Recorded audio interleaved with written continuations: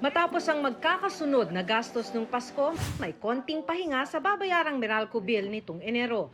22 centavos per kilowatt hour ang bawas singil o katumbas ng 44 pesos na bawas sa kabuang Meralco bill kung 200 kilowatt hour ang konsumo. Bagamat merong upward adjustment na 56 centavos per kilowatt hour sa power supply agreements, overall po ay reduction pa rin po ang nangyari sa generation charge. Gumanda yung supply situation sa Luzon Grid dahil malaki ang binaba ng demand. Pagsapit naman ng Pebrero, may ipapatupad pang one-time refund ang Meralco.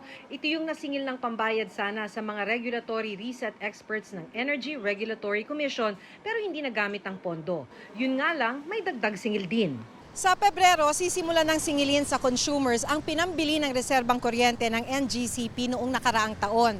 Pero dahil may one-time refund ang Meralco, posible pa rin bumaba ang singil ng kuryente sa susunod na buwan.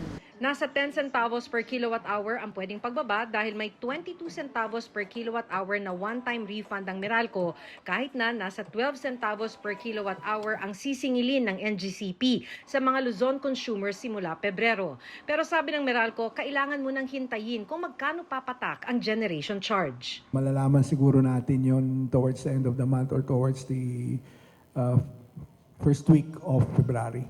Bukod dyan, may inaabangan pa ring refund ng Meralco na maaaring makabawa sa singil sa kuryente sa mga susunod na buwan. Galing ito sa sobrang singil ng Meralco mula noong July 2022 dahil sa pagkaantala ng regulatory reset ng Energy Regulatory Commission o yung kwentahan kung magkano ba dapat ang isingil sa mga electricity consumer.